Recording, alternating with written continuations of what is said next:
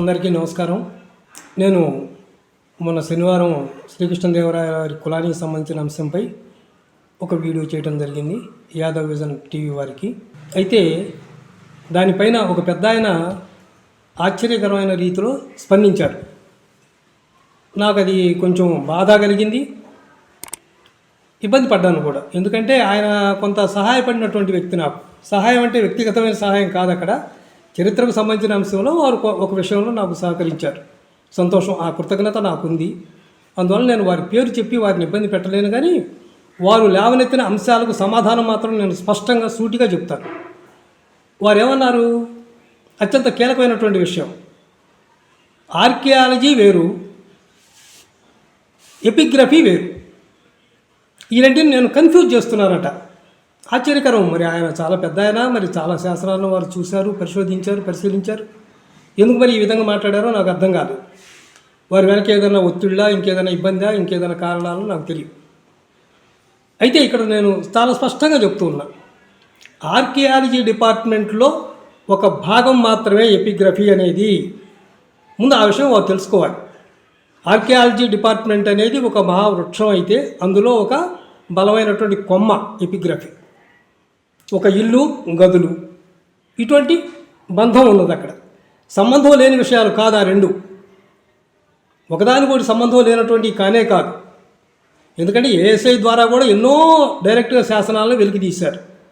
కేవలం వీళ్ళు వెలికి తీయటం అనేది వాళ్ళ పని ఏం కాదు. అక్కడ వెలికి తీయటం ఒక్కటే కాదు. ఆర్కియాలజీ డిపార్ట్మెంట్ వారు సమగ్రమైనటువంటి విషయాలు, చరిత్రకు సంబంధించినటువంటి శాసనాలే కాదు, పురావస్తుపరంగా తవ్వకాలను గురించి కానీ, భూమిలో కప్పబడిపోయినటువంటి వాటి శిథిలాల గురించి కానీ, వాటిని వెలికి తీయడానికి కానీ అనేక అంశాల్లో వాళ్ళు విస్తృతమైనటువంటి వాళ్ళు ప్రయత్నాలు చేస్తూ ఉంటారు, కార్యక్రమాలు నిర్వహిస్తూ ఉంటారు. అందులో ఒక భాగం మాత్రమే ఎపిగ్రఫీ. శాస్త్రం వాటిని చదువుతారు. శాసనాలు ఆ లిపి ఏమిటి వగైరా వగైరా, ఆ భాష వగైరా వగైరా, అందులో ఏమి రాయబడి ఉంది వగైరా, ఇవన్నీ కూడా ఎపిగ్రాఫిస్టులు చాలా చక్కగా దాన్ని వివరిస్తారు. అది వేరే అంశం. కానీ కీలకమైన అంశం ఏమిటంటే, ఈ రెండు సంబంధం లేనటువంటి అంశాలు కాదు, నేను కన్ఫ్యూజ్ చేయలేదన్న విషయం వారు తెలుసుకుంటే చాలు. చాలా సంతోషమైనటువంటి విషయం, అత్యంత కీలకమైన విషయం కూడా. ఈ రెండూ ఒకటే. ఎపిగ్రాఫియా అనేది ఆర్కియాలజీ డిపార్ట్మెంట్లోని భాగము. ముందు వారు ఆ విషయం తెలుసుకుంటే సంతోషం. తరువాత ఇంకో కీలకమైన విషయాన్ని చెప్తాను. వంశం వేరు, కులం వేరు అని చెప్పి వారు చెప్పడం జరిగింది. తప్పండి. మీరు పెద్దవారు, దయచేసి నేను కఠినంగా మాట్లాడాలంటే నాకెందుకు కొంచెం ఇబ్బందిగా ఉంది మీ విషయంలో, మీ పట్ల కాదు, అది తప్పది. ఒక్కసారి శబ్దరత్నాకరాన్ని చూడండి. నేను నా పుస్తకంలో కూడా ఇటువంటి విచిత్రమైన తెలివితేటలు చూపించే వ్యక్తులు భవిష్యత్తులో ఉంటారని ఊహించే చాలా స్పష్టంగా రాయడం జరిగింది. ఇదిగో చూడండి, నా పుస్తకంలో 466వ పేజీ, 466వ పేజీలో వంశము అనే పదానికి ఇక్కడ చాలా స్పష్టంగా నిర్వచనం, దాని అర్థం ఏ విధంగా ఇచ్చారో చూడండి, నేను చదువుతాను. వంశము అనే పదానికి శబ్దరత్నాకరము 959వ పేజీలో కులము అనే అర్థాన్ని స్పష్టంగా చెప్పింది. అలాగే 261వ పేజీలో కులము అనే పదానికి వంశము అనే అర్థాన్ని చెప్పింది. ఈ విధంగా వంశము, కులము పర్యాయ పదాలని అర్థమవుతుంది. ముఖ్యంగా అన్వయము అన్న పదానికి కులము అనే అర్థాన్ని చెబుతుంది ఆ నిఘంటువు 37వ పేజీలో. ఈ విషయంలో ఎటువంటి అడ్డగోలు వాదనలకు ఎటువంటి అడ్డగోలు వాదనలకు తావే లేదు. చాలా స్పష్టంగా మళ్ళీ మరొకసారి చెప్తున్నాను. 466వ పేజీ. మీరు పెద్దవారు సార్, మీరు ఎందుకు ఇంత ఇదిగా మాట్లాడారో నాకైతే అర్థం కాలేదు. మీ వెనక ఏ ఒత్తిళ్ళు ఉన్నాయో, ఏ ఇబ్బంది ఉందో నాకు తెలియదు. అయినప్పటికీ మనం ధర్మానికి బద్దులమై మాట్లాడాలి. ఏది ఉన్నప్పటికీ కూడా తమ్ముడే పేకాటే. మీ పట్ల నాకు గౌరవం ఉంది, అయినప్పటికీ విషయం పట్ల నాకు వ్యతిరేకత ఉంది. మీరు లేవనెత్తిన అంశాలు తప్పు, చాలా పొరపాటు. అది మీరు పెద్దవారు, మీరు దయచేసి సరి చేసుకోండి. నేను మిమ్మల్ని ఎంతకంటే తీవ్రంగా మాట్లాడటం అనేది నాకు అంత గౌరవంగా లేదు, నేను మాట్లాడను. కృష్ణదేవరాయల విషయాల గురించి కాహళ్ళి గ్రామ శాసనం ఎక్కడా మీరు చూడలేదు అన్నారు కదా. ఆయన కులానికి సంబంధించి ఏదైనా ఉన్నదా నాకు చెప్పండి అన్నారు మీరు. కాహళ్ళి గ్రామ శాసనంలో చాలా స్పష్టంగా ఉంది, యాదవ కులాంబర ద్యుమణి. మీకు అర్థమై ఉంటుంది, ఎందుకంటే మీరు చాలా శాస్త్రాలను పరిశీలించినటువంటి వారు, మీకు తెలుసు ఆ విషయం. దాన్ని నేను ఎవరికైనా చెప్పను. యాదవ కుల అంబర ద్యుమణి, అర్థమైంది కదా. కులము, ఇక్కడ చాలా స్పష్టంగా కులము అని చెప్పారు. యాదవ్ అనే కులము, యదువంశం వేరు, యాదవులు వేరు అనే మాట కూడా మీరు మాట్లాడారు. చాలా తప్పది, తప్పు తప్పు తప్పు తప్పు. నేను ఈ విషయంలో మీతో బహిరంగ చర్చకు సిద్ధంగా ఉన్నా. మీరు బహిరంగ చర్చకు సిద్ధం అంటే నేను వస్తా, మీ దగ్గరికి వస్తాను. మీరు నా దగ్గర కూడా రానక్కర్లేదండి. మీరు పెద్దవారు, నేనే వస్తాను మీ దగ్గరికి. నేను మీ గురించి మాట్లాడుతున్నాను, మీకు తెలుసు, నాకు తెలుసు. ఇక అది వేరే అంశం. ఈ ఒక్క విషయంలో మీరు నాకు ఫోన్ చేసేనా చెప్పొచ్చు. మీ దగ్గర నేను ఓపెన్గా చర్చకైనా నేను సిద్ధంగా ఉన్నాను. నేను ముఖ్యంగా చేస్తున్న వీడియో మీ విషయం మాట్లాడడం కోసం మాత్రమే చేస్తున్నాను. అది నా నైతిక బాధ్యతగా భావించి నేను ఈ వీడియో చేస్తున్నానండి. అది మాత్రం మీరు దయచేసి గమనించండి. మీరు సబ్జెక్టు పరంగా ఏదైనా మాట్లాడాలి అనుకుంటే, బహిరంగ చర్చ మీద చర్చ చేద్దాము అనుకుంటే మరిద్దరం కూర్చుందామండి. ఎందుకంటే మీరు మహానుభావులు, చాలా గొప్పవారు, అందులో సందేహం లేదు. నేను చాలా అల్పజ్ఞానిని అయినప్పటికీ నేను వస్తా. నాకున్న బలం ఏమిటి? నా శాసనాలు. నా శాసనాల యొక్క వాస్తవికత మాత్రమే నాకు బలం. మీరు ఎందుకు ఈ విధంగా మాట్లాడుతున్నారో నాకు అర్థం కాదు. ఎన్నెన్నో శాసనాలు, గై శాసనాలు మీరు చూడలేదా? A history of Karnataka, Dharwad university వారు, కర్ణాటక యూనివర్సిటీ ధార్వాడ్లో ఉంది. మీకు తెలుసు ఆ విషయం, చాలా బాగా తెలుసు, నాకన్నా ఎక్కువగా 1000 రెట్లు ఎక్కువగా తెలుసు మీకు ఆ విషయాలు. వారు రాసినటువంటి ఏ హిస్టరీ ఆఫ్ కర్ణాటక అనే పుస్తకంలో చాలా స్పష్టంగా 365వ పేజీలో తుళు వంశీయులు యాదవ కులస్తులుగా చెప్పుకున్నారు. వారి శాసనాలను పరిశీలించి వారందరూ కూడా, వాడు ఒక వ్యక్తి రాసింది కాదండి, అది ఆ యూనివర్సిటీకి సంబంధించినటువంటి స్కాలర్స్, రీసెర్చ్ స్కాలర్స్ అందరూ కలిసి ఏర్పాటు చేసుకొని రాసినటువంటిది. వాళ్ళు పరిశీలన చేసుకున్నారు. వాళ్ళ యొక్క కర్ణాటకకు సంబంధించినటువంటి పరిశీలన చేసుకొని అక్కడ ఉన్నటువంటి రాజవంశాలు ఎవరెవరు, ఎటు వెళ్ళారు అనే దాని గురించి పరిశీలన చేసుకొని ఆ పుస్తకం రాశారు. దాదాపుగా చెప్పాలంటే ఆ పుస్తకంలో ఎక్కువగా ఉన్నదంతా యాదవుల చరిత్రే ఉంది. పేరుకది హిస్టరీ ఆఫ్ కర్ణాటక అయినప్పటికీ కూడా అందులో ఉన్నదంతా యాదవుల చరిత్రే. రాష్ట్రకూట్లు కానివ్వండి, సంగవంశం కానివ్వండి, సాళ్ళు వంశం కానివ్వండి, కోయసాళ్ళు కానివ్వండి, తుళు వంశీయులు కానివ్వండి, ఈ విధంగా అందరూ కూడా, కాలాచూరులు కానివ్వండి, వీళ్ళందరూ, దేవగిరి యాదవులు కానివ్వండి, వీళ్ళందరూ సంబంధించిన వివరాలు అందులో ఉన్నాయండి. బహుశా మీరు ఆ పుస్తకం చదివి ఉండాలని నేను అనుకుంటున్నాను. మరి ఎందుకో మీరు అసలు కృష్ణదేవరాయలు యాదవుడు అన్న విషయమే నాకు తెలియదు, మీరు చెప్పడానికి మీరు అడిగారంటే నాకు చాలా ఆశ్చర్యం, నాకు దిగ్భ్రాంతికరంగా ఉంది మీరు ఆ మాట అడగటం. ఎవరో ఎక్కడ వాళ్ళు అడగటం, అమాయకంగా ఎవరో అన్నారంటే అర్థం ఉంది, కానీ మీరు అనటం అనేది నాకు చాలా వింతగా ఉంది. ఏమైనా మీకు చెప్పడం నా బాధ్యత కాబట్టి నేను చెప్తున్నానండి. మీకు ఇంకా సంతృప్తికరంగా లేకపోతే ఎన్నో శాసనాలు నేను చూపిస్తాను. గయ శాసనం కానివ్వండి, 1 కాదు 2 కాదండి, చాలా ఉన్నాయి మన దగ్గర. ఇప్పుడు మీరు నేను మనం చూపించిన దానిలో చాలా స్పష్టంగా చెప్పినటువంటి ముక్తి రామలింగేశ్వర ఆలయంలో ఉన్నటువంటి పొద్దుటూరు శాసనాన్ని గురించి నేను చాలా స్పష్టంగా చెప్పానండి. అందులో ఉన్న తప్పేమిటో చెప్పండి. గోప కులోద్భవై, గోప కులము అంటే ఏమిటి? అక్కడ యాదవులు కాదా? మరి ఏ కులం అవుతారో మీరు చెప్తారా? మరి నన్ను ఇంత ఒత్తి అడుగుతున్నారు మీరు. శ్రీకృష్ణదేవరాయలు మా కులస్తుడు అని చెప్పి బలిజలు, కాపులు ఇక్కడ విగ్రహాలు పెట్టుకుంటూ కింద శిలాఫలకం మీద శ్రీకృష్ణదేవరాయలు బలిజ కులస్తుడని, బలిజ చక్రవర్తి అని రాసుకుంటూ ఉన్నారు. దాని గురించి మీలాంటి మేధావులు ఎందుకు నోరు విప్పరు? వాళ్ళు ఎందుకు అడగరు? అయ్యా, ఒక్క శాసన ప్రమాణాన్ని మీరు చూపించండి. ఏ శాసన ప్రమాణం ప్రకారం శ్రీకృష్ణదేవరాయలు బలిజ కులస్తుడు అయ్యాడు, సమాజాన్ని చూపించండి అని ఎందుకు అడగలేకపోతున్నారు? తర్వాత యాదవులకు సింహాసనార్హత లేదు అని మీరు చెప్పారు, ఒక కామెంట్ చేశారు మీరు. సింహాసనార్హత లేదు కాబట్టి వారు వైశ్యవృత్తిని చేసుకుంటూ బతకమని చెప్పారు. అందువల్ల వాళ్ళకి రాజ్య సింహాసనార్హత లేదు కాబట్టి వాళ్ళు ఈ రాజ్యాలను పరిపాలించి ఇదేమీ లేదు వాళ్ళకు అన్నట్టుగా మీరు చెప్పుకొచ్చారు. సరే, అదే పోతన గారు రాసినటువంటి మహాభాగవతంలో యదువుని చక్రవర్తిగా, రాజుగా చెప్పినటువంటి పద్యాలు నేను చూపిస్తాను. ఛాలెంజ్. మరి మీరు చర్చకు వస్తారా? ఎందుకు సార్ మీరు అనవసరమైన మాటలు ఆ విధంగా మాట్లాడి గౌరవాన్ని పోగొట్టుకుంటున్నారు? తప్పు సార్. మీరు వయసులో పెద్దవారు కాబట్టి నేను మీకు ఇవ్వాల్సినటువంటి గౌరవం ఇస్తున్నాను ఈ క్షణం వరకు కూడా. ఎందుకంటే దేనికైనా ఒక హద్దు ఉంటుంది. తమను పెంచి పెద్ద చేసినటువంటి భీష్ముడి మీదనే అర్జునుడు యుద్ధం చేయాల్సి వచ్చింది ధర్మం కోసం. నేను కూడా ఇప్పుడు మీతో బహిరంగ చర్చకు సిద్ధమన్నది నా గొప్పతనం చాటుకోవడానికి కాదండి. నేను చాలా అల్పజ్ఞానిని, మీరు మహానుభావులు, మేధావులు. మిమ్మల్ని నేను తక్కువ చేయటం లేదండి. కానీ ధర్మం కోసం నేను మీతో మాట్లాడడానికి బహిరంగ చర్చకు సిద్ధంగా ఉన్నాను అని నేను మీకు ఛాలెంజ్ చేసి చెప్తున్నానండి. మీరు బహిరంగ చర్చకు సిద్ధమంటే నేను తప్పకుండా సిద్ధమండి. నేను మీ దగ్గరికే వస్తా, మీరు నా దగ్గర రానక్కర్లేదు. మీరు చెప్పండి, ఒక డేట్ చెప్పండి, వెన్యూ చెప్పండి, మనం బహిరంగ చర్చ కూర్చుందామండి, లైవ్ టెలికాస్ట్ పెట్టిద్దామండి. దయచేసి ఈ విషయంలో మీరు ఆలోచించండి. ఇంకా ఏదైనా మీరు పోస్టులు పెట్టినప్పటికీ నాకు చాలా సంతోషం అండి. ఎందుకంటే దానికి వివరణ ఇచ్చుకునే అవకాశం కూడా నాకు చక్కగా దొరుకుతూ ఉంటుంది. యాదవులకు సంబంధించిన విషయంతో పాటుగా శ్రీకృష్ణదేవరాయల వారికి సంబంధించిన విషయాలు కూడా నేను మరిన్ని సమాజానికి వీడియోల ద్వారా చెప్పడానికి నాకు మరింత అవకాశం దొరికినట్టు అవుతుంది. ఇది ఒక అవకాశంగా నేను భావిస్తాను. విమర్శించండి, మీరు సద్విమర్శ చేయండి. అప్పుడు మీకు గౌరవంగా ఉంటుంది, మాకు గౌరవంగా ఉంటుంది, జాతికి గౌరవంగా ఉంటుంది, సమాజానికి మేలు జరుగుతుందండి.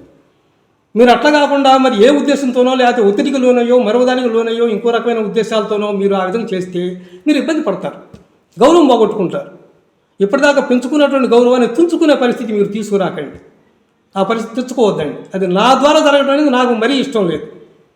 నా ద్వారా జరగకూడదు. అది మీకు ఎక్కడ ఏ విధంగా జరుగుతుందో అది వేరే అంశం, నాకు సంబంధం లేదు. కానీ మీకు నా మూలంగా ఇబ్బంది జరగకూడదు, మీ మనసు కష్టపెట్టుకోకూడదు అనేది నాకు ఉన్నటువంటి ఒక బలమైనటువంటి ఒక అభిమానం మీ పట్ల.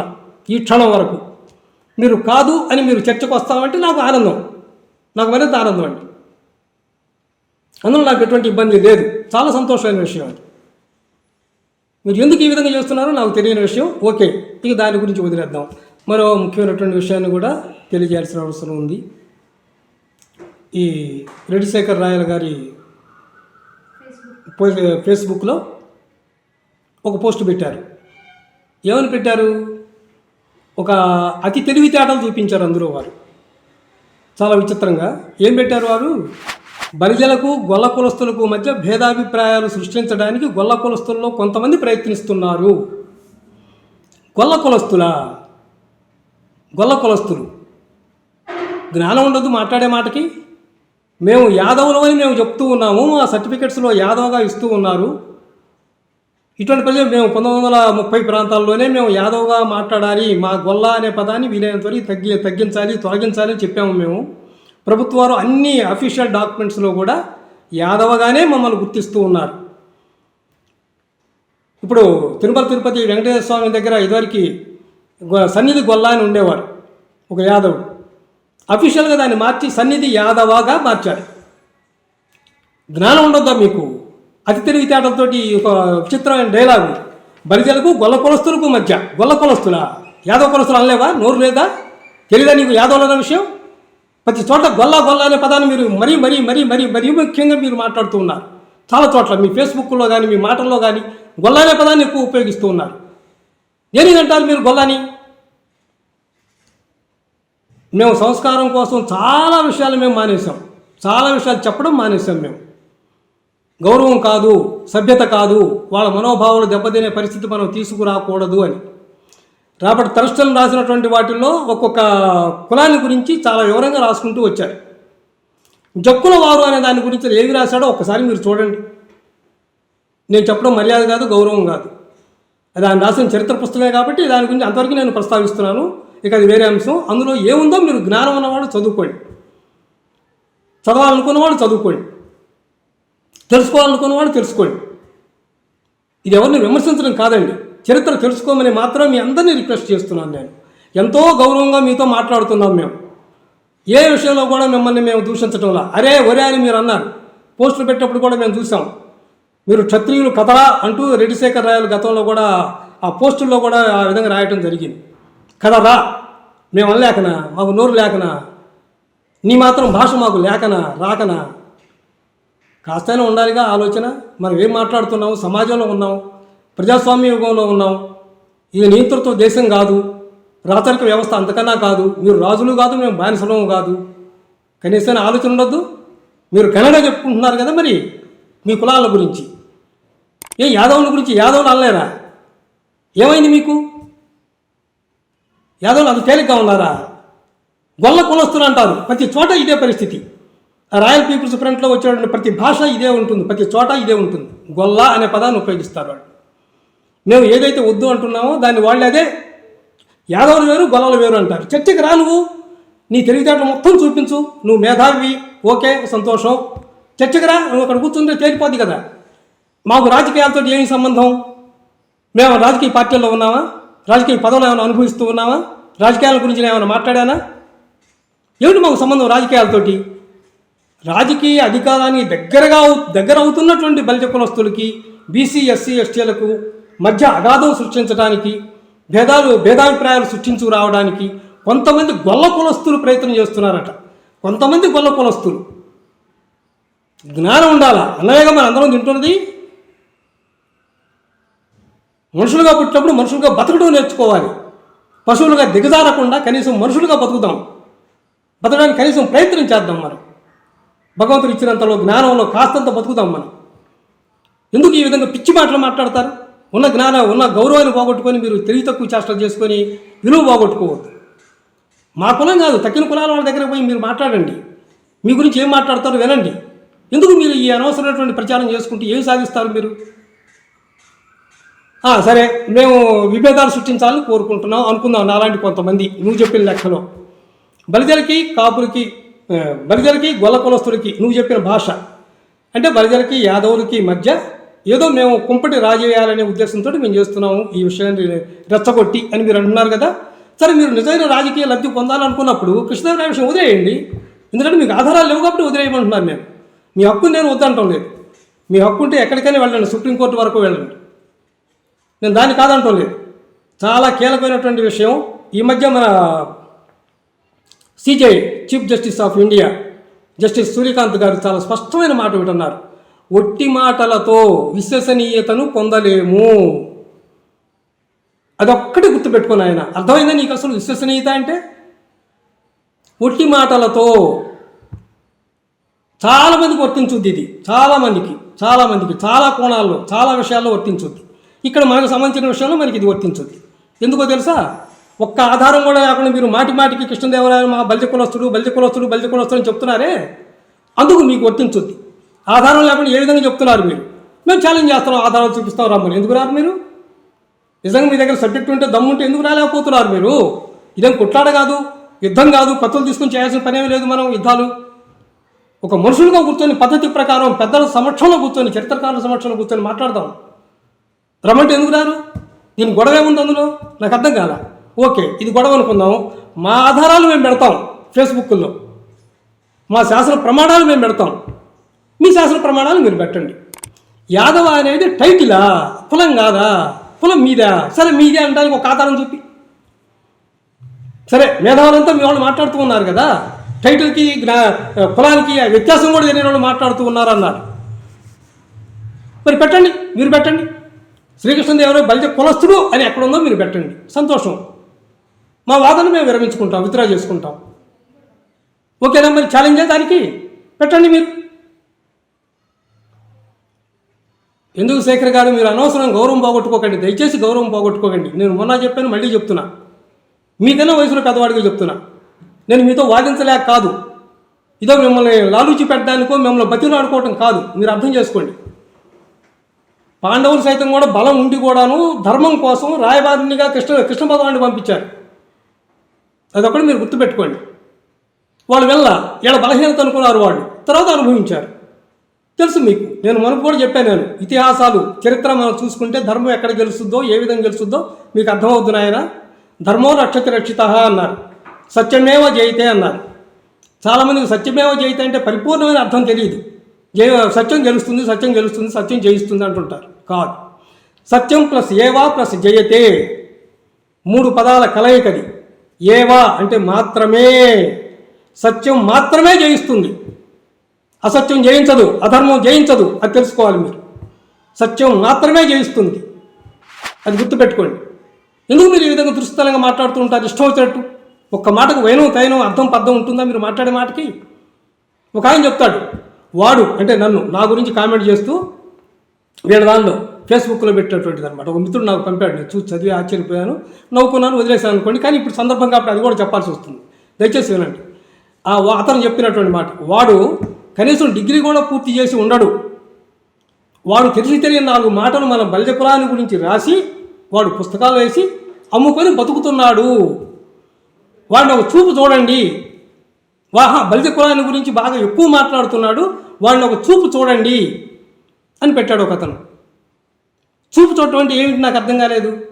నీ దగ్గర సబ్జెక్టు ఉంటే చర్చకు రమ్మన్నావు నేను. నీ దగ్గర సబ్జెక్ట్ లేకపోతే అసలు ఆ విషయం మానుకో. అది నీకు గౌరవం, నాకు గౌరవం. ఒక చూపు చూడమంటే ఏమిటి? నన్ను కొడతారా, తిడతారా, చంపుతారా? కమాన్, మీ ఇష్టం వచ్చింది ఏదైనా చేయండి, నేను సిద్ధంగా ఉన్నానని చెప్తున్నాను కదా. నా మీద కేసు పెడతారా? కేసు పెట్టమని కూడా ఒక ఆయన పాపం అడ్వైజ్ ఇస్తున్నాడు రాయల్స్కి, రెడ్డిశేఖర్ రాయల్ గారికి. అతని మీద కేసు పెట్టండి, ఇష్టం వచ్చినట్టు రెచ్చిపోతున్నాడు అని. చాలా సంతోషం. నేను అసలు ఇన్వైట్ చేస్తున్నాను మిమ్మల్ని, నేను మిమ్మల్ని బతిలాడుతున్నా, అయ్యా నా మీద కేసు పెట్టండి, కేసు పెట్టండి, కేసు పెట్టండి నేను చెప్తున్నాను. నేను పెట్టండి, మీరు కేసు పెట్టండి. నాకు కావాల్సింది కూడా అయ్యాను తేలిపోతే అక్కడ. అంతకని నాకు కావాల్సింది ఏముంది? నాకు అది ఆనందం. విషయం అక్కడ తేలుద్ది. మీ కులస్తులు ఏ విధంగా అయ్యాడో అక్కడ తేలుద్ది. కలెక్టర్ గారి దగ్గర పెడతారా, లేకపోతే డీజీపీ గారి దగ్గర పెడతారా, ముఖ్యమంత్రి గారి దగ్గర పెడతారా, హోమ్ మినిస్టర్ గారి దగ్గర పెడతారా, గవర్నర్ గారి దగ్గర పెడతారా? ఎందుకంటే వారు గతంలో సుప్రీంకోర్టు జస్టిస్గా చేశారు.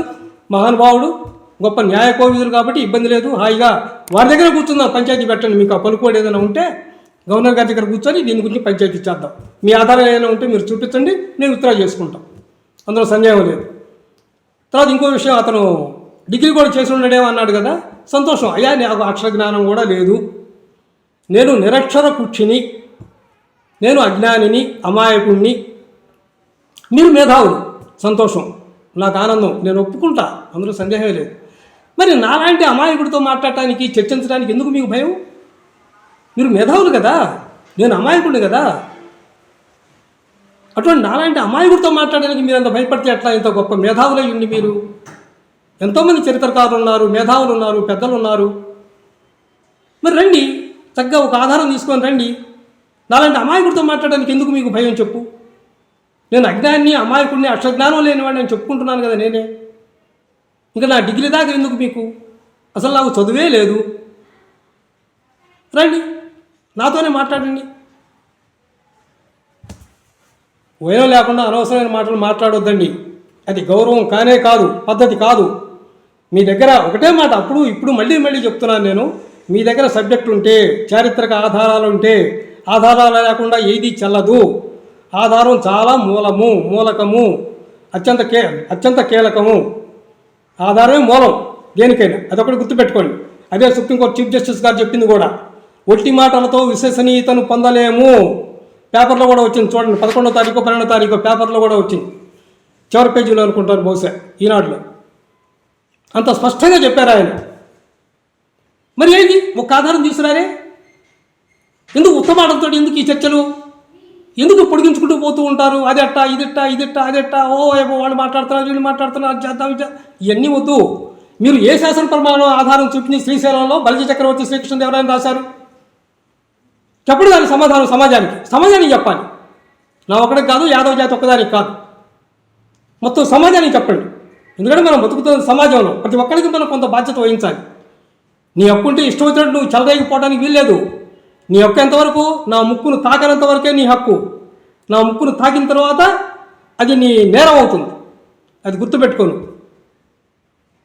వద్దు, మీరు అనవసరమైన మాటలతో అనవసరంగా రెచ్చగొట్టద్దు. మీరు కాదు, మీరు చేస్తున్నటువంటి పనులే మిమ్మల్ని చాలా ఇబ్బంది పెడతాయి. మిమ్మల్ని ఎవరూ రెచ్చగొట్టడం లేదు. యాదవులకనో లేకపోతే బలిజలకు మధ్యనో కాపులకు మధ్యనో ఎవరూ విభేదాలు సృష్టించడం లేదు. మీ చేతలు, మీరు చేసినటువంటి పిచ్చి పనుల వల్ల, మీరు మాట్లాడే వెకిలి మాటల వల్లే అనవసరమైన సబ్జెక్టు పెరుగుతూ ఉంటుంది, సమస్య పెరుగుతూ ఉంటుంది. దయచేసి అది గుర్తుపెట్టుకోండి. ఐక్యత కోసం మీరు మాట్లాడాలనుకుంటే కృష్ణదేవరాయల విషయం వదిలేయండి. మీ దగ్గర ఎటు ఆధారాలు లేవు కదా. సమస్యను పెంచుకుంటుంది మీరా మేమా? మేము ఆధారాలు చూపించి చెప్తూ ఉన్నాం. ప్రతి ఒక్కదానికి మేము ఆధారం చూపిస్తున్నాం. మరి మీరు ఒక్కటి చూపించరే, ఉత్త మాటలు దేనికి? దస్తమానం ఫేస్బుక్లో ఏదో పెట్టడం, ప్రతి వాళ్ళు ఇష్టం వచ్చినట్టు. అందరూ మేధావులే, నిజమే, సంతోషం, ఆనందం. అందరూ మేధావులు అయితే అంతకన్నా కావాల్సిందే ఉంది, చాలా ఆనందమే కదా. కానీ దురదృష్టం ఏంటి, ఒక్క ఆధారం చెప్పరు. మళ్ళీ మమ్మల్ని పిచ్చోళ్ళు అంటారు, చదువులేని వాళ్ళు అంటారు, గొల్లలు అంటారు. ఎంతసేపటికి మిమ్మల్ని ఏమనాలా? మరొకసారి చెప్తున్నా, రాబర్ట్ టల్స్టాయ్ రాసినటువంటి పుస్తకం ఒకసారి చదవండి. జక్కుల వారు అనే శీర్షికలో ఉన్నటువంటి హెడ్ చదవండి. ఆ హెడ్తో ఉన్నటువంటి శీర్షిక చదవండి. మీరు ఆ కులాన్ని గురించి ఏమి రాశారు, అసలు ఆ కులం ఎవరని చెప్పారు, ఆ కులం యొక్క జీవనం ఏమిటి, మొత్తం మీకు తెలుస్తుంది. మళ్ళీ నోరెత్తరు. గుర్తుపెట్టుకోండి, దయచేసి గుర్తుపెట్టుకోండి. నేను అంతకన్నా ఎక్కువ మాట్లాడటం గౌరవం కాదు, సభ్యత కాదు. కాబట్టి గౌరవప్రదంగా నేను చెప్తున్నాను, అంతవరకు ఆపండి. వద్దు, మమ్మల్ని మీరు ఏదో ఫేస్బుక్లో తిట్టడం, అది ఘనకార్యంలాగా ఎడుకోవడం, ఇంట్లో కూర్చొని ఏదో తిట్టుకుంటూ కూర్చోవటం, ఏదో ఇష్టమైన కామెంట్లు చేయటము ఇది కాదు. దీనివల్ల పరిష్కారం కాదు కదా. సమస్య పరిష్కారం అవుతుందా? కాదు. సమాజంలో అవాంఛితమైనటువంటి ఘర్షణలు తలెత్తుతాయి. అది వద్దు. నేను గతంలోనూ చెప్పాను, ఇప్పుడు చెప్తున్నా, మళ్ళీ చెప్తున్నా. మనం ధర్మబద్ధంగా జీవిస్తున్నప్పుడు, చట్టబద్ధంగా మనం బతుకుతూ ఉన్నప్పుడు, ప్రజాస్వామ్య దేశంలో మనం బతుకుతూ ఉన్నప్పుడు ప్రజాస్వామ్య పద్ధతుల్లో సమస్యలు పరిష్కరించుకుందాము. నేను మరీ చెప్తున్నా, ఛాలెంజ్ చేసి చెప్తున్నా, మళ్ళీ ఎవరు వచ్చినా సరే చర్చకు మేము సిద్ధంగా ఉన్నామని చెప్తున్నా.